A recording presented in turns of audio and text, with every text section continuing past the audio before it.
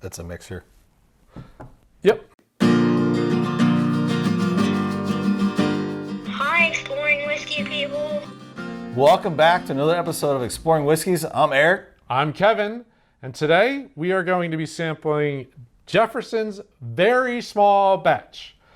This is we'll call it a recommendation. It was a request from a former colleague of mine, JB, back in, we used to work together back in Wilmington, Delaware. So, hi JB, here's your review, or We appreciate the recommendation. Yeah, we take the recommendation. Very small batch as a legal title means absolutely nothing. A very small batch for one person could be 10 barrels. Another very small batch for another company could be 100 barrel. There's no legal definition to that, so it's just, that's just marketing. And it works for some brands. It does. Overall, Jefferson's is really new. Yeah. They've just started in 1997.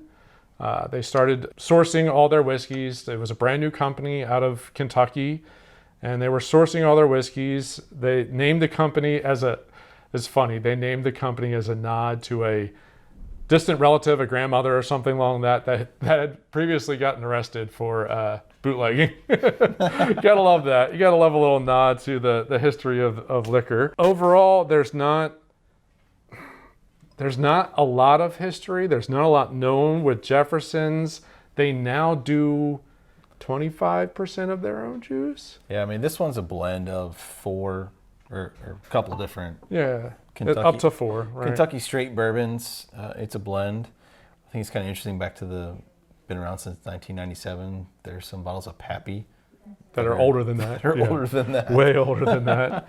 Yeah, absolutely. But relatively new. They have started to make their own juice, but they're still building that up to the point. So my guess is maybe the very small batch is actually a legit. Yeah. It's probably only a handful of barrels blended together when they're doing this. Most well known for Oceans Reserve. the Oceans. They've done something pretty interesting with their juice.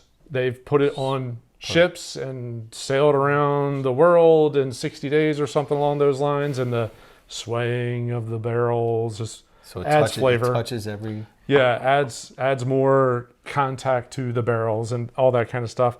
That's not what this is. This is their basic baseline, just blend of straight bourbon. We've got 82.3 proof. Okay. Little lighter for a bourbon, but kind of see what happens. Not an age statement, but based on the color, I'm going to say It's still got good color younger? to it, though. It's not as dark, but it's got good color.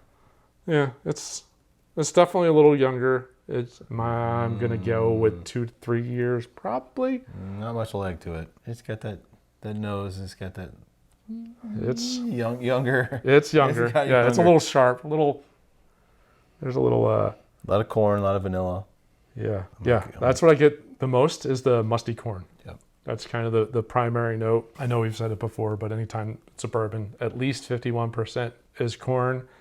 They don't release a mash bill, so there's no mash bill, there's no age statement, but it's got to at least be 51% corn. And for straight bourbon, it has to be at least 2 years. I want to say that's correct. That initial taste, it's light and sweet. Sweet, but there is a corn. There's a corn mustiness that's kind of in there. Sweet, total caramel. Honey. Caramel, honey, very, very sweet. A little sharp. Again, going back to it's probably Young. 2 to 3 years is my guess. It's young. Yeah, the nose is really sharp. Finish is short. I mean, Yeah, I would agree. very short linger on that aftertaste. Give it a little chew. It doesn't heat up. It gets sweeter. There's a different sweetness in there. The corn comes through. Not a lot of oak. A little bit. There's a little bit of tannins towards the very end. I think the corn is very heavy. And it drops off. Corn Yeah, is very heavy. corn's very heavy. That's the primary note absolutely. A sweet dry corn. It's solid. It's not. It's solid. I think the Ocean's Reserve, I've had a couple different ones. Mm-hmm. I think they're better. They number the voyages. all- yep. So each voyage is a different number. They're up into like 18s or 19s. And now, now they got a right? cast strength one. That'd be fun to try. Got a connection. Yeah, I know. Oh, yes. So ultimately, the guys who started this, it was a guy and his dad, ended up starting the company.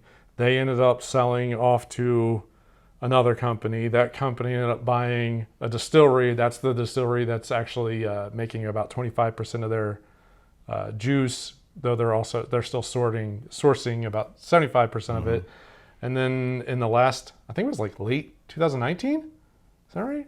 They were bought by Pernod Ricard. Imagine that.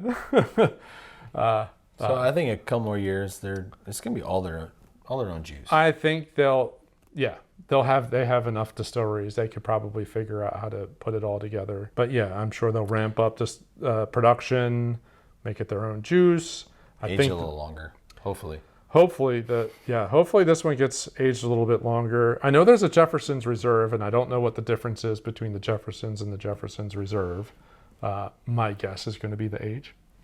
That's my initial guess. That's another episode. Possibly a proof.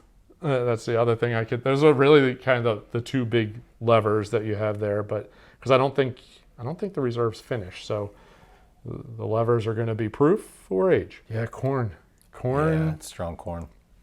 musty corn, like dried corn. If corn maze, Yeah, corn and honey, a little bit of vanilla. which is a little odd. So MSRP $33. I paid $33. It's pretty widely available, but at $33, It doesn't wow me. it doesn't. Yeah, I'm sitting there thinking, I'm trying to compare it to something in that same ballpark. Buffalo Trace is usually a little under $30 for a 750. Technically, if you can find a Weller Special Reserve, should be right around that ballpark of 30 Should be bucks. less. Should be less, like Like 20, about 25. Yeah, 6, 7. You know, And Those antique should only be a couple $dollars more than this. $50 is MSRP for antique. Oh, that's now. right, they bumped it. They bumped it up at the end of Bumped it. 19. So, I mean, now granted, very different notes. Those are wheats. This is, I don't feel like this is a wheater by any means. This is definitely corn, rye, and I think they've made their name, their niche is the Ocean Reserve. yeah. lineup. I think And this I think when people see this, like, oh, I'm gonna try it because I've had the Oceans, one of the Oceans. yeah. I just, it feels like the MSRP is probably a little too high for that. I would agree. It's there's better stuff for $33. It's not bad. It's not. It's just for $33. I'd rather buy a Buffalo Trace, which is pretty easily available for $28. But someone out there, we'd love to hear your thoughts on this one. Yeah, maybe there's. Yeah, Maybe we're missing something. maybe we're missing something. Maybe we're wrong. It's always a possibility. I'm wrong a lot. So.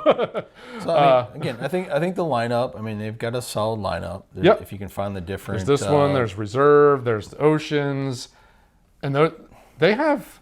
I was going to say they have. I think when I was doing some of the research on their website, they have like 3 different. Like they have their standard bottles, then they have like their Ocean line, and then they have finished bottles. I want to say. I don't know about that. Yeah, I want to say there was 3 different lines. So those won't be bourbons. They will not. They'll be whiskeys. That's correct. But they're starting to play around, and I think now that they have the backing from Pernod Ricard, they'll start to, like you said, it'll probably end up being all their own juice, and then they'll be able to, you know, with the ramped up production, be able to go for very specific notes and flavors and play a little bit more. So 1997. So a few more years. It'd be interesting to see what they've got out of the market. They're just legally allowed to drink. I mean, it's so. I think that this is a company to watch, is my opinion. You I would watch agree. this over the next 10 years, I really think they'll probably end up coming out with a lot of really good product. I've enjoyed their the Ocean Reserve line. Yes. I have. Yeah. I haven't had a bad one. Maybe the rocking the ship, the multiple climate changes has a lot to do with it. Yeah. But I've really enjoyed that line. So I think a couple more years, they're going to probably figure this one out. It's probably going to be their own juice. And Yeah. I think people are going to enjoy it more if that's the route they go. Yeah, I just, well, We'll see. we'll see. Yeah, it'll be something to watch over the next handful of years. I think it'll be very interesting to see the influence of the experience of Pernod Ricard against something that's relatively new. So, Well, we appreciate you joining this episode. I think this is the first Jefferson's we've done. yep. So we look forward to doing a few more. If you like this episode, we encourage you to hit the like button at the bottom of the screen. While you're down there, subscribe to the channel and hit the bell icon so you get notified every time we put out a new show. And, thank you, JB, for the comment. And if you have a whiskey that you think we might enjoy or you'd like to see us throw a little review on, leave a comment down below. See you on the next episode. Thanks for watching. Cheers. Cheers.